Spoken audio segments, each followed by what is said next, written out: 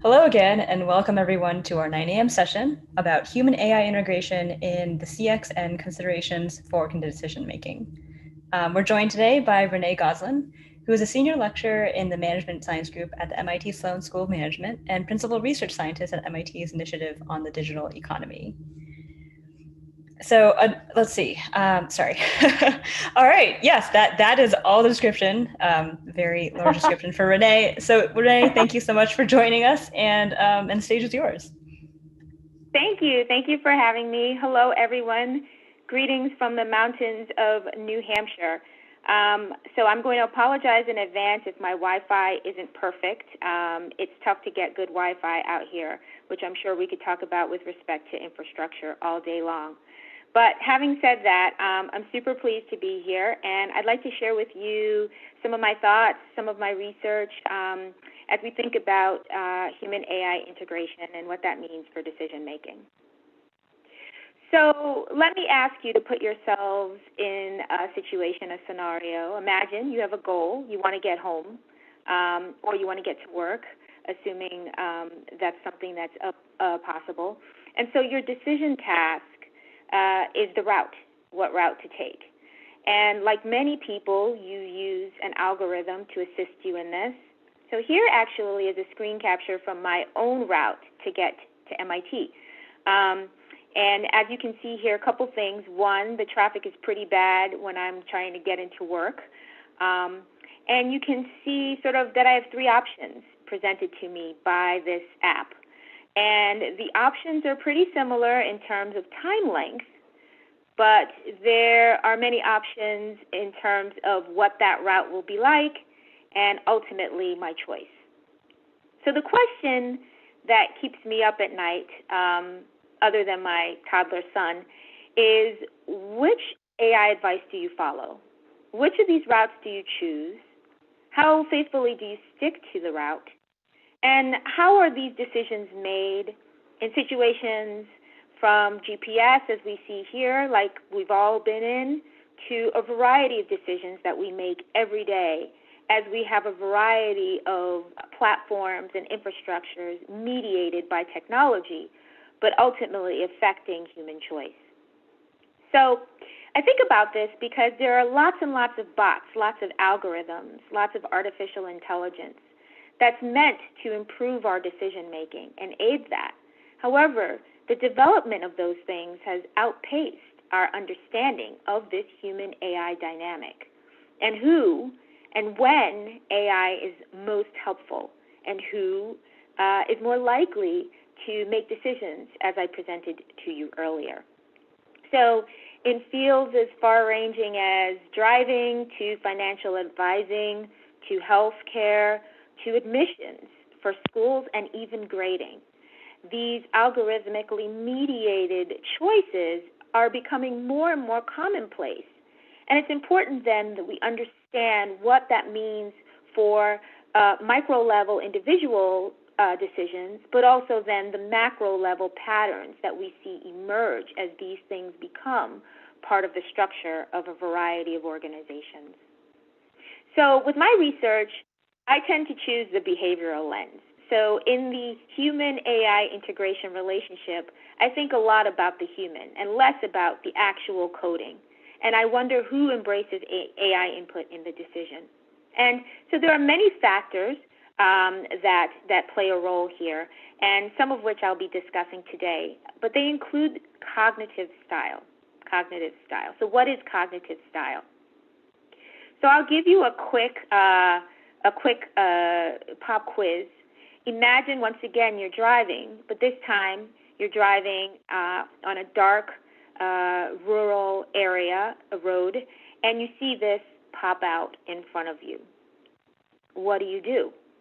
Now, most people would say they'd pump their brakes, they'd mash their brakes. And although we might say, well, we take into account the velocity of the vehicle, the mass of the deer, the direction of the wind, in the situation, we fall back on these behaviors that are habituated and that are common and comfortable and familiar to us. And that is representative of our System 1 decision making. It's fast, it's intuitive. You don't need a formula to make the choice. And whether it's right or wrong isn't really the defining factor here, it's that it's fast. Now, that kind of decision making is really important in a situation where you're trying to avoid a crash. But then there are other decisions, right, that require more deliberative decision making. And that is our System 2. That's slow and reflective. Now, you may be familiar with this if you've read Thinking Fast and Slow by Daniel Kahneman or are familiar with behavioral economics. And I bring that up because I want that to be sort of the foundation that we use to evaluate human-centered AI and how we can design AI systems that take this human aspect, the way we make decisions, into account.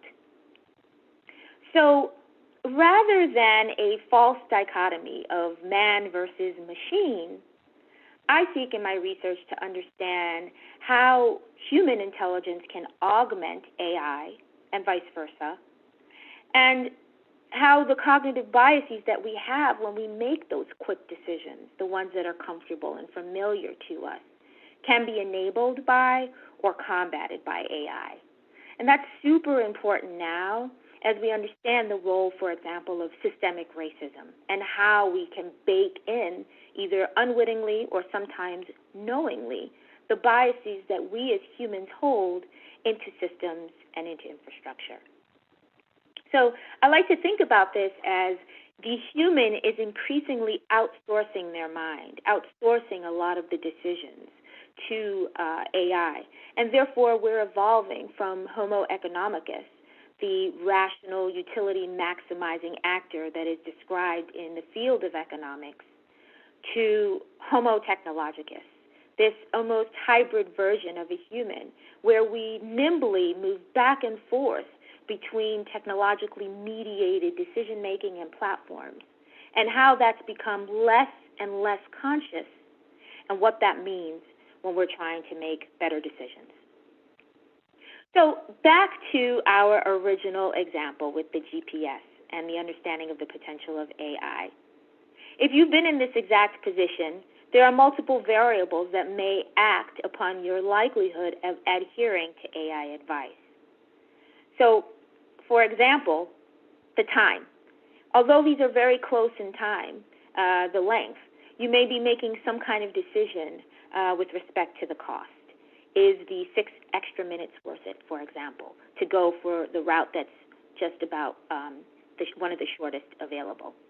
You also may be thinking about cost in terms of price, looking at the toll. Well, $1.25 toll versus $1.50 toll versus free. That may figure into your choice. There's also the human factor, right? The cognitive style, how you look at these various numbers and symbols and how that affects your analysis of the decision. But also signaling. So, for example, I adhere pretty closely to what the GPS says, even when I'm using it for routes with which I'm familiar. But my husband seems to have this kind of desire to compete against the algorithm and beat it.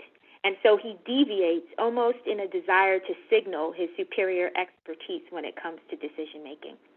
So thinking about the human factor, right, affects how we engage with the AI, whether we compete with it in a desire to signal our expertise, and whether we need more graphical interpretations versus numerical, for example. And then, of course, the programming factor, the algorithmic bias that might be baked in. Perhaps this is taking us on routes that are likely to expose us to businesses that have paid for exposure via this app, right? And profit concerns accordingly. So a behavioral understanding then of the potential of AI is, I think, an important element as we try to not only understand who uses it, but really solve some of the societal ills that are potentially baked in. So I want to talk a little bit about these. The ones in red are the research that I'm pursuing right now at MIT, and they involve experiments with real people. So if you're ever interested in any of these topics, whether it be from you would like to talk more, or you have data or that sort of a thing, This stuff is percolating at MIT, so we're always happy to talk with alums and other potential partners. So the big question is then, on any given day, how often do you incorporate algorithms into decisions? Or what proportion of human versus AI input factors into your decision? Now, you may not have the answer to this, and frankly, I don't know either for myself.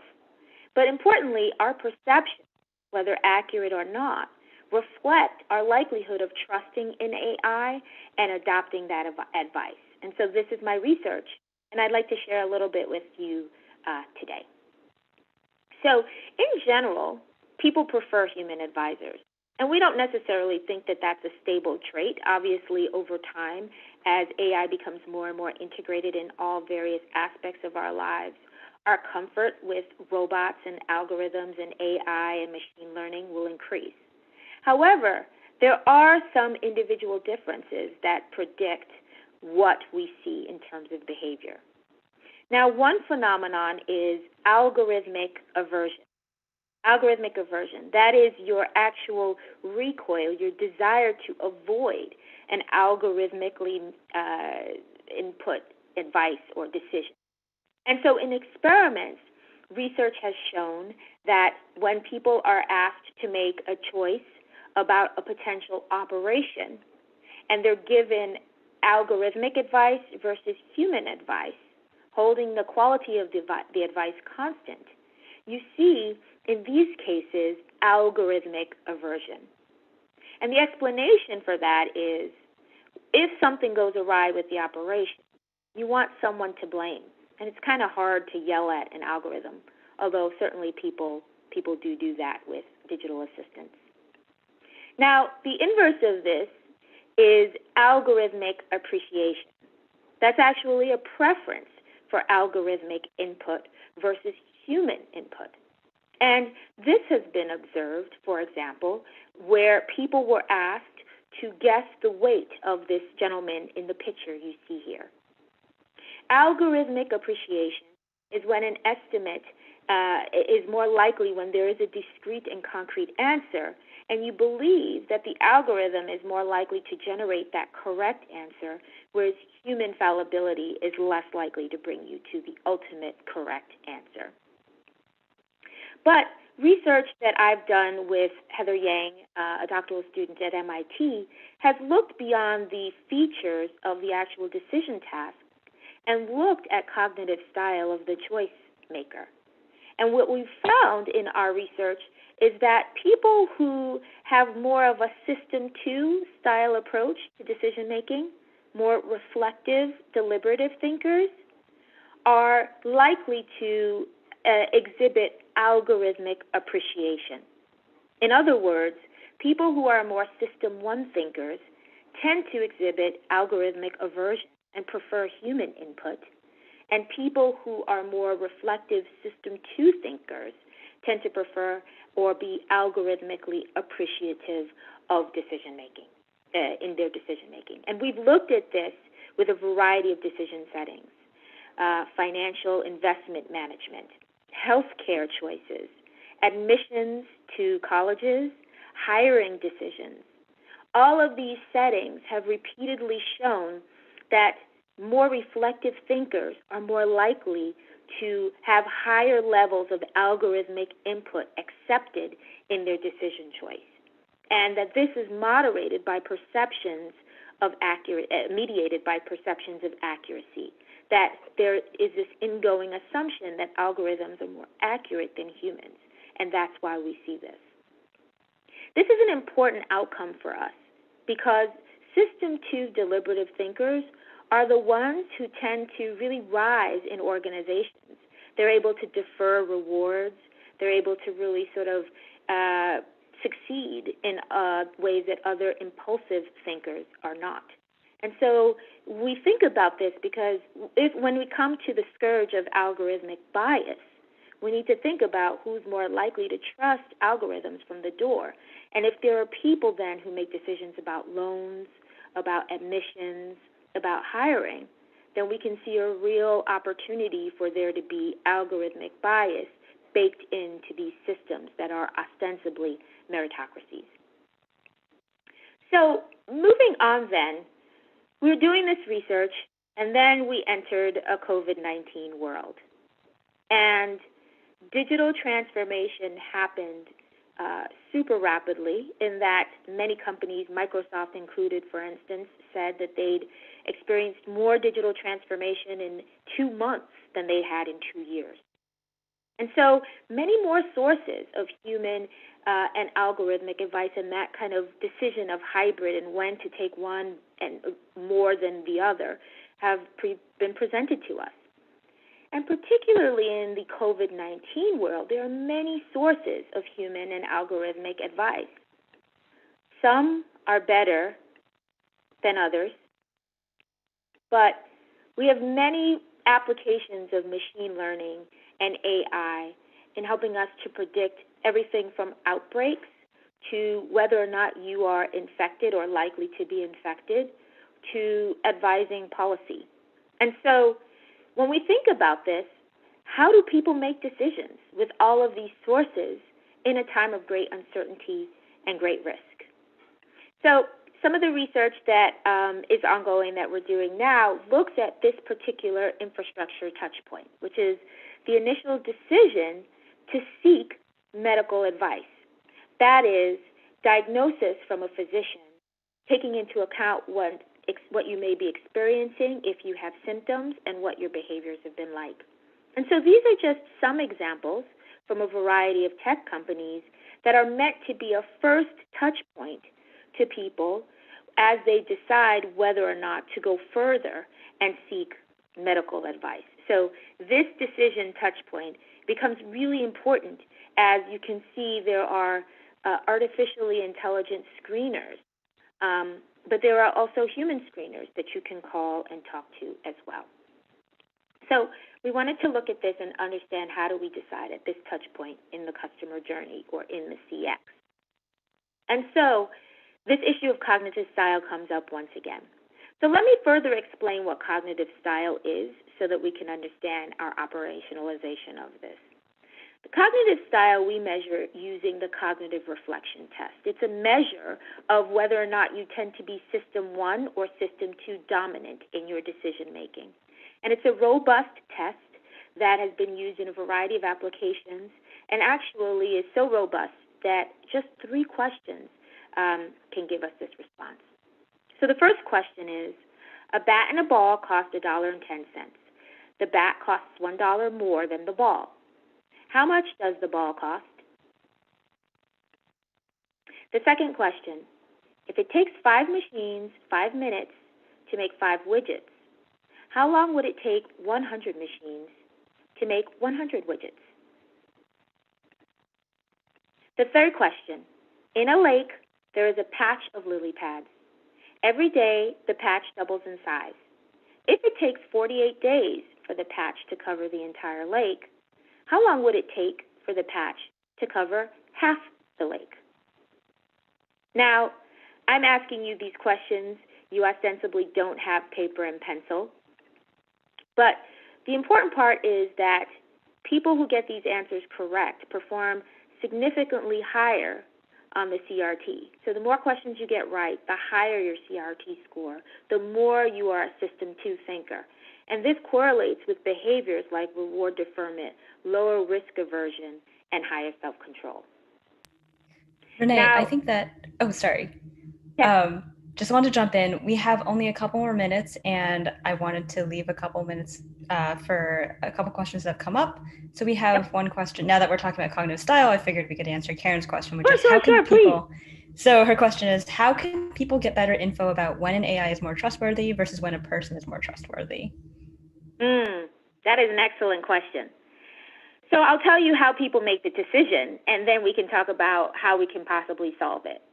So people tend to use system 1 or thin slicing to decide who's more trustworthy, right? And so research has shown that things like who smiles or not, even whether, your eyebrows are furrowed versus not, can create fast and not necessarily accurate, but fast decisions around who to trust, people and so on. Now, obviously, artificially intelligent beings don't have the features that human beings have. And so this is an important thing to take into account, because AI may be presumed objective and neutral simply because it doesn't bear the kind of markers that people typically use for thin slicing. Now, people have taken this into account when, for example, choosing avatars that represent AI, choosing the voice of assistants, female often, for example, and trying to increase trust this way. But the question becomes, how can we solve that problem? And I think there are two answers to that. One is we need to have design teams that are more inclusive so that we don't reify and we don't support the biased thin slicing that kind of happens when we say, oh, a female digital assistant is more innocuous or helpful or even subservient than a male digital assistant, for example. But we also need to employ nudges in our kind of decision-making process that can interrupt or ask people to kind of think outside of their immediately gut instinct system one style, because the best way to interrupt that is to make these choices more conscious. The more conscious you can make them, the more we start to realize what exactly we're assuming in the first place. But that's a great question. Thanks, Renee. And we've got a few more minutes, so I'll hand it back to you to wrap things up, and looking forward to the rest of your presentation. Super. By the way, these are the correct answers to those questions. I'm sure you all got them right, but if you didn't, no judgment. They're deliberately meant to throw you off and for your System 1 answers to be wrong. So I just want to quickly show you kind of what we're looking at here. We're trying to find out whether people prefer like-minded or complementary advisors. So in other words, are humans, assuming that humans are more kind of understanding of emotion and therefore prefer humans that way if they're a System 1 thinker. So are System 1 thinkers looking for System 1 type analysis, therefore humans? Or are System 2 thinkers looking for more analytical advisors, therefore AI? And is there a complementary where you look for the opposite of what you are, or a twinning or like-minded approach? And we did this experiment with COVID-19, and essentially what we found is that, yes, once again, people tend to go with their gut the lower they score on the CRT. And also that they believe that AI is more deliberative than humans, and humans are more intuitive, probably not surprising there, although that belief is stronger among low CRT people, so people toward the 0 and 1 accurate answers on the CRT score versus people who are more System 2 and got more of those answers correct. And so what this happens, or what this results in, is that low CRT people tend to prefer humans, but high CRT people tend to engage in essentially a cognitive matching style. So they want something analytical because they are analytical as well. So I'm going to wrap it up by saying we don't know whether high CRT people are more likely to adhere to stay-at-home orders, but I think it's an important lens, the behavioral one, to put into place. Also, that we need to design customer experiences and human-centric systems that recognize bias more explicitly and make the value up front, but understanding that the biases that the humans have and meet them where they are. Because if we don't design this way, then people won't use AI and the benefits won't be realized as well.